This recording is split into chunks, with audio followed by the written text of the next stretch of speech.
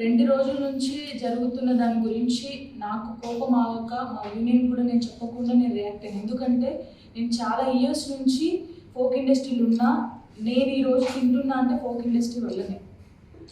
వీళ్ళందరూ కూడా మనం ఉండకూడదు, కొత్త వాళ్ళని అందరూ తీసుకురావాలి, ఛాన్సెస్ ఇవ్వాలని చెప్పి నేను చాలా మందికి ఛాన్సెస్ ఇస్తున్నారు.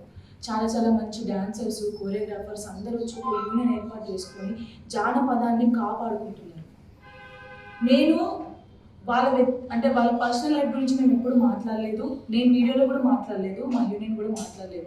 ఇక్కడ మేము బాధపడేది ఏంటంటే ఫోక్ ఇండస్ట్రీ మీద రుద్దకండి ప్లీజ్. ఎందుకంటే ఇది చాలా అంటే మన ఫోక్ అంటేనే అందరికీ చాలా మంది కొంచెం చిన్న చూపు ఉండే. ఇప్పుడు అది సినిమాలలో కూడా మన ఫోక్ సాంగ్స్ పెట్టుకుంటున్నారు అంటే చాలా హ్యాపీగా ఉంది. అందరికీ ఒక రెస్పెక్ట్ పెరిగింది మనకి. దాన్ని దీంతో రుద్దొద్దు అని చెప్పేసి అడుగుతున్నాను అంతే. ఇప్పుడు నేను చేసిన దానికి కూడా ఒక వీడియో నేను చేసిన, వీళ్ళకి ఏం చెప్పకుండా, నేను మా పెద్దవాళ్ళకి కూడా చెప్పకుండా నాకు కోపం వచ్చిన వీడియో చేసినందుకు కూడా దానికి కూడా చాలామంది చాలా రకాలుగా మాట్లాడుతున్నారు. మీరు మాట్లాడినా కూడా పర్లేదు, ఎందుకంటే ఇది మాకు కన్న తల్లితో సమానం. మా కన్న తల్లిని ఎవరైనా అంటే మేము ఊరుకోము, మీరు ఏం మాట్లాడుకున్నా పర్లేదు. బట్ ఫోక్ ఇండస్ట్రీని మాత్రం అన్ని విషయాలకి ఏం జరిగినా కూడా ఫోక్ ఇండస్ట్రీలో జరిగింది ఫోక్ ఇండస్ట్రీ మొత్తానికి సంబంధించిందంటే కాదు.